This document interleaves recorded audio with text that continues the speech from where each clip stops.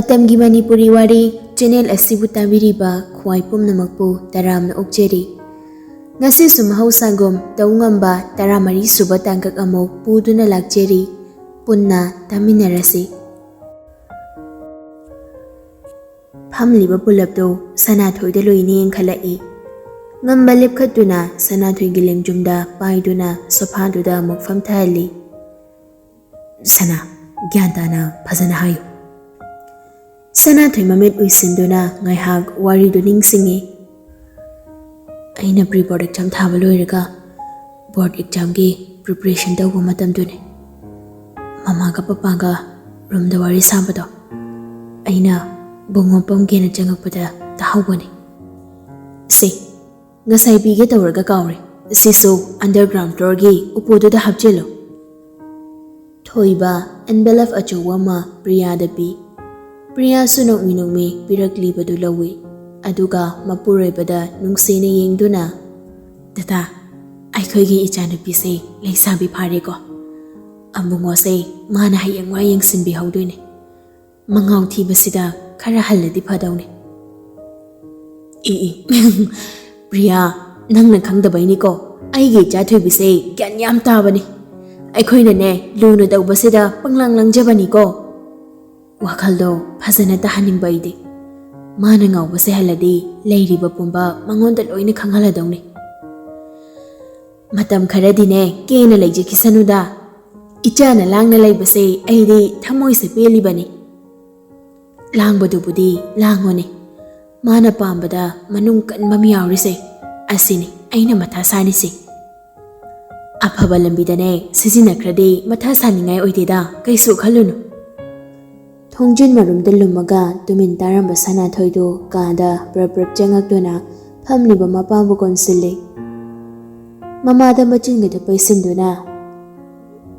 Mama, nangbudi papa na heli nungsiba bari da maheli aisane. Nangdi aigi mijang susangbide. Machinga paithokduna mama na sugatli. Aduga mapada mong onsinduna. Papa, ay ko'y underground floor labor. Laye, hayang wai, icha ani gay papa na lolaga thamba ma. Icha na din pasto ba numito, aduda papa na utoy ni. Utra sayayda, ay di class 10 gigipse ay ko'y bungo na oirage. Sanathoy giwa aduda prem na. Aduda umutang ging mo na parodra. Hawjik kasi. Ado yamba solo li dudi. Tugayra jangalur. Adugiti kanamta na sa tingoy. Ay shulaki. Masan, nangyam da dumliram mo da. Sanathoy Prem ki kudang do pairaga. Da Prem, ay shulaki ba? Ko, ay shulaki ba? Ngamba pisum do sukchin do na Sanathoy de yengi. James, ngamba gi maong do da nog do na hugat kre. Aduga thok kre, chat na so hayrami. Ay to amage ko, umtharo. Prem, nang salao. Aiga kumhaurase thamoida bo kena thokpa yaure saise lava thoklak tringai dane khara lamna chathorase lao ko ai thoi he Prem su gyan taraduna hogatuna thokre Sanathoi thokriba Prem da yengduna leihowi ngamba prap changselak aga makhuttu Sanathoi gi mamai manakta thamai Sanathoi ngakna ngamba da yengkhalai karino haibagi maongda aingon haro Hawjik Prem da haibado adumaina kahina haise khotche pairaga nang laken hairo Sanathoi phamlambadagi hawgalai chasilao ngamba munne yeng kem hairakte machi su lengde Sanathoi di chatpa hawrabani ngamba di machi lengde Sanathoi thongjil da leptuna amuka kawrai lao makhada ngairamani Ngamba machi lengde Sanathoi da duma kiyengduna lay. Sanathoi haipedi ngamaga thokpa hawkre.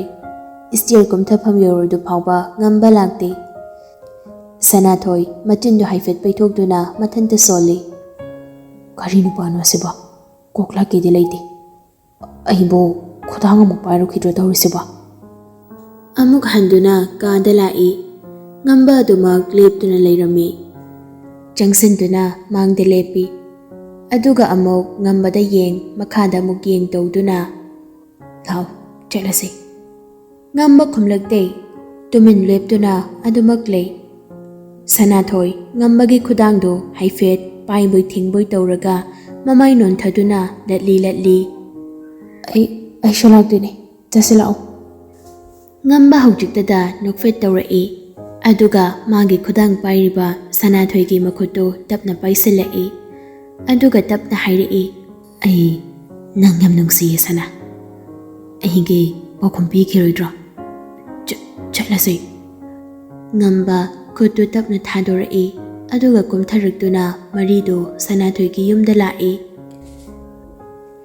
ngasi sugetu solo lami adubu ngasidi sodo thugaiduna manungda jangai mi leina daba kuirabagi unawanana sumangdo pumchai chaina tai yumgi thongjaudu solo lami adusu thugaiduna manungda jangai Sanathoi chahi manga henbagi matung mayumda lakpada mapukningdo nungsirakduna pi tarai adubu ma phajinduna kaptana bohotnai Sana papa hoigi rumda changse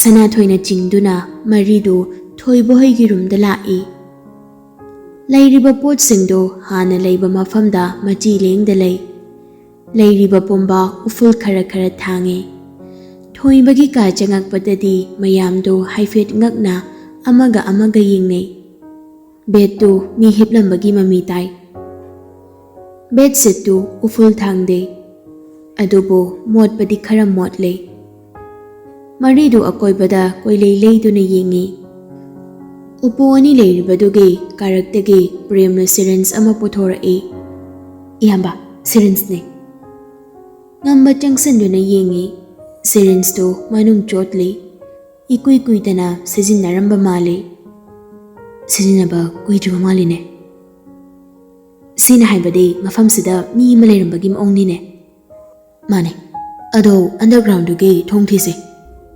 Sana, nang chingnaba ka leibra? Khangdi. Maridu ground floor do sin thongna changduna thong hangba yaba mafam leibra haina kuithi. Adubu phangdri. Mayai kada lakduna maridu famthai.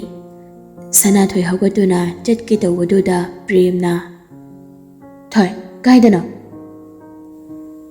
Ahi papaga mamagagi photo amta lawrake asi haiduna mayai kanda lairiba solon daba upudu hangdoi ahumdo khanglep khalai upudu da yawba pot singdo mathak makha olami makhoi mari changduna lairiba upu singdo hangdokduna yengi so ama fawbalolamde yawriba pumba mathak makha olamle pot ama thirambai maongni ne kari pothi boy ka doriba alase hayeng ko namung laase sanana alase maridu thoase haiduna gari thaudore gari manungda kanamta wangang nade magi oiba wakhal sing oiba yadaba wakhal mayam ama prembo magi ren fauk thelamle James na Sanathoi ga ngambaga so drop doramaga hankre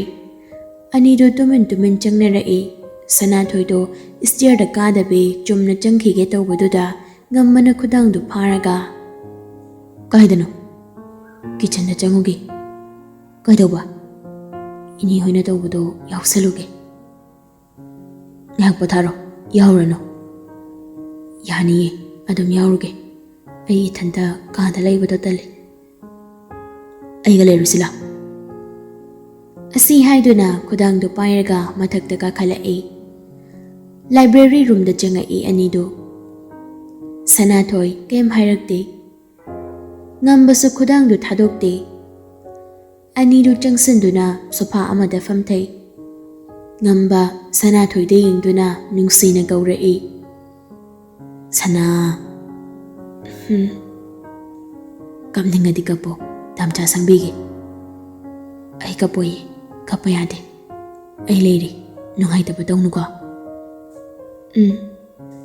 ngamba Sanathoi gi makhod paishinduna thamlibado ngasaidagi thadokte tanjaduda ngamba gi phone do call ama lai Sanathoi khutto tapna thadoi aduga calldo receive tawi Sanjit kini Kaino yam thajadana aikhoi bungona call tawrisiba Paw matamgi na tawri ni kaino Kai bawno ne Noi sai gi manum chado ai no juk mo da ne pot lei budget pada nupa aikhoi na de kharan daw male lenga gum boiram basu yai amaga lei hoine Sanjit na wa ngangba tana Sanathoi gi phone da message lakpagi Sanathoi na hangdoktuna pari du su yengi Tumin laikri khaluraga bahu phawrakpada kai phawe Koirabai tungda yum ubado nungshibro Gari thiba lakpunu noiba Aina tabadadi nang kem khangde na haina taida Phangoi aina thibada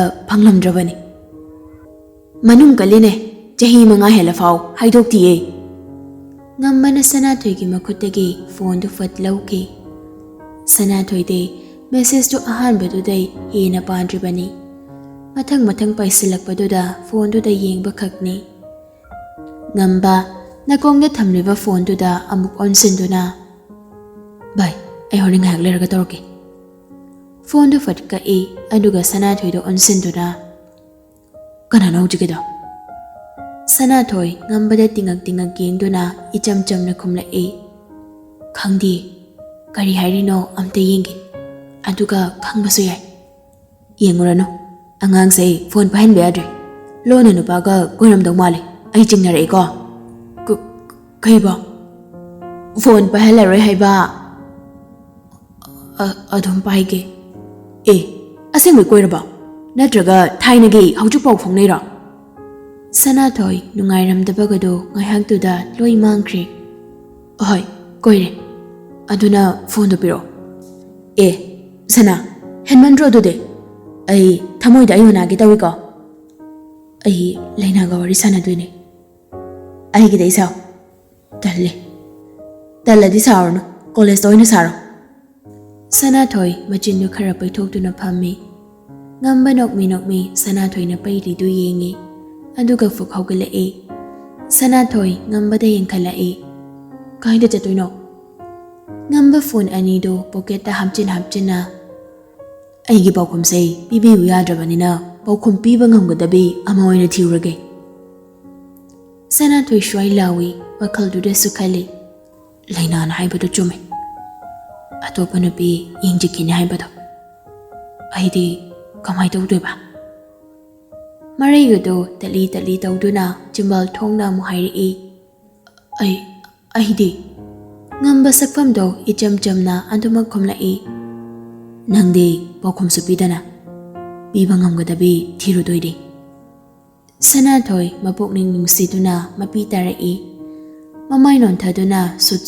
torpaduda ngambana Kaino kaidawrage sana kapira Sanathoi mapi du teithokna ngambada yengaga kapngang tawduna Nangna tawngamba sadana Aigi khudang so pairi natro Kon so koli natro Aduga nangna nubi atopa thiruge hairdo nang yam phate ngamba momonokla aduga adudi aigi pokumdo nangadum birodana atopa thirudana ba Sanathoi kappada lepaga mamai nonthaduna ngaiyak tumin leiraga nangna nungsibage ai habadu banti pirage Ngamba makhut yetuna makhwang metlaga oigi khutuna chimbal da thamaga koilei leiduna nokmi tawi aduna nupi atopa thigano Ngamba mamai do onsela makhut anido makhwang da metlaga Sanathoi da chumdring yengduna kaura Sana taye Sana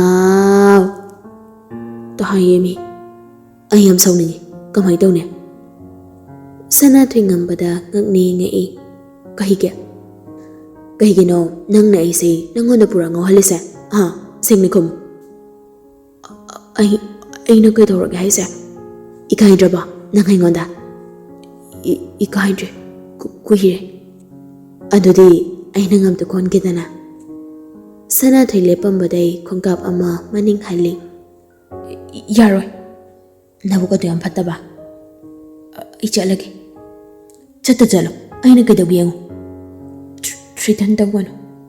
Nungsi threaten isidi kem kaidida.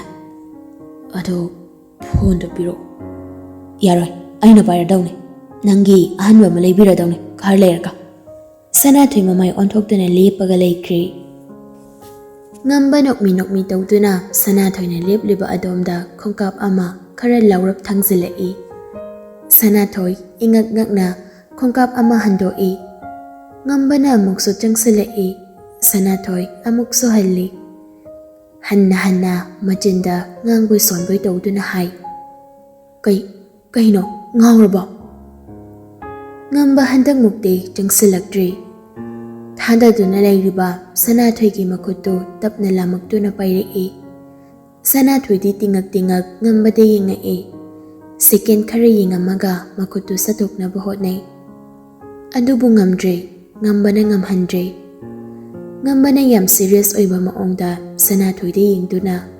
Sana, ngasi nangonda aina uliba ito. Thamoy sida karino khangdaba nungsibagi iholama phawriba sai. Punsigi ahanbani. Aindi nangonda ikaibasu leite. Mikup amata hainadaba pokibasu leite. Punsidaso leitabasu oige. Aigi anghabu itawsida nangnaibo hainadaba poklabra haina. Ay ithanta amuk yam pakale. Aibu sawduna nangnalot kradi. Ay kari oihawni kaina ay ithanta yam khale. Asumna nungsiba amada ngawrakani haiba mangdasu mangode. Adobo mangdapaw mangdabado taibangda thokhanbire. Sanathoy sho punsibagi matawduda aigi nungsibabu minambo oinawbigano. Aigi nungsiba minamba nate. Punsigi ahanba oina thamoyda chongjarakpa anawba mayolne. Thazabiyo. Aina nangbo nungsi na haibase. Aigi nungsibaso minamba oina umbino. Aigi nungsiba minamba nate. Punsigi ahanba oina thamoyda chongjarakpa anawba mayolne. Thazabiyo. Aina nangbo nungsi haibase. Nang aina wayam ngangbase hainadabra. Aigi tawsingsina aibo nangna sawningbra. Sana nang naingonda pamdaba khodingdo ayo ay semdoki. Ay nanggidamak semdokpa ngamgani. Aibu thazawo. Ngamba wahaysingdo haiba loibaga Sanathoy gi makotto tapna thadorai. Aduga mamay nonthaduna laikre. Sanathoy mapi tari. Ngamba na lukthaduna lepribado yengli maso. Second ani hum yengamaga khongkap ama laungna thangduna changsilaaga ngamba na kolakduna magokduna jepna ngamba gi thabakda ngaduna lei. Ngamba di khangbu khangi. Angakpa sakpham amaga loinana mathada lairibiduda yengduna. Aiso punsigi ahanbane. Lamlanba amana haibada thajaduna matung ilakpaso. Aibu sawnaba maong kayarak olaso sawai bayadaba. Chimbalda ama haijaraso thamoydana ama khanba. Punsigi ahanbane. Amukta tawrakdriba. Hainadabasu leite, sawningbasu leite. Hena apenba pokhanbane. Ahongbasu leikino. Ngasi leirisigom adumak leibiyo. Ngasi leiribasidagi hongno haina ay punsida haitaba oijege. Anikpa khonjelda hairakpani ngamba makutna mana Sanathoy gi ngaksamdagi khara chathana leiba lingjumda chetna kolai. Aduga makutna mana makokta hanjin nanthabi. Sana. Aise hojik ngawraga chatawre. Sanathoy ikairaduna mamaydo ngambagi thabakda pulap opsinduna mamon noi. Ngamba nokmi makha tarai. Sumaina dom leirase. Yabra. Sanathoy makut aniduna ngambagi thabakda thamduna khara intorai. Aduga ngambada yengduna mangaktu haiduna. Yaron. Ngambasa Sanathoy di yengduna. Kaigya. Sanathoy mamayduna kanamada onthokduna nukfet tawi. Aduga amuk laisilakduna makutto ngambagi may mapaduda thamduna. Phone piyo. Ngamba pocketagi magi phone du lokthokduna Sanathoi da pi. Aigi doina piyo. Nangi se pamde. Nang phone se ai horen chak chaba to ka piragi. Haujikidi ai ngak da wai rukhigi. Sanathoi machindo haifet paithoi. Adudi ai thoge. Horen piro. Adum lera se haranga thoge hairo. Sanathoi pisum du suklaga mangakdo naketa fatfat hairamlaga nokmi thokre. Thong heklan thokibaga ngamba Sanathoi ki phone do lokthokduna ngasai tharakpa message do changduna yengi. Ngaihak yengi tumina aduga message ama type tawduna hali. Apamba hairo. Message do yam thuna send tawi. Aduga reply do yam thuna lai. Ngamgadrane. Ngamba message to da ngaihak yengi. Aduga magi phone dagi Sanjita call tawi. Bye. Nangna thingni haido ngasira. Mane. Kai ahong balai bumange. Ahong bhai say ai gyan tadre. Hana khangmana tabanina. Okay. Ado mathang kai gumba by chance thingnaraga dei photo humda namo. Kai dawde banangde my photo da. Angang threaten tawuda sijinage. Hoi. Ado dei thamage he nupa. Okay. Ani do phone thamna kibaga ngamba ngasai message do reply pi. Kari no haibado khangdana aina karamna hekta ngamni haigani.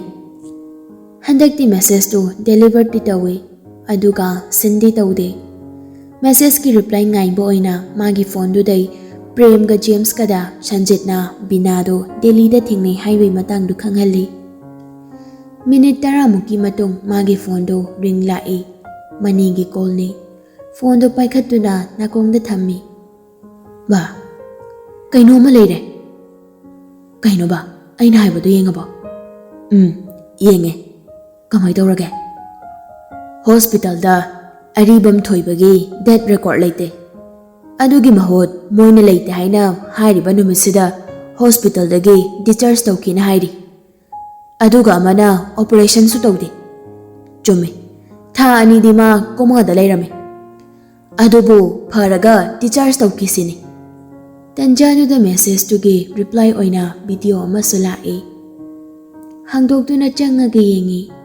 Masa ison solaba nupa ama mamit pang mangamda uishele. Supnagi mamay khak nakna namba video ni. Nupa do mamit uishin uisinna machinda tapna soliba do tay. Icha. Thoibi. Papagi. Thoibi. Icha thoibi. Papagi thoibi. Papagi atumba. Priya. Ngamba do tuchungi video du yengbada. Video du gi matung enduna message ani paishila e. Napagi khonjel tadaba kuiramani. Kay phawi hojik tabase. Si urade ngamdaba leidau mandene. Aduna haige.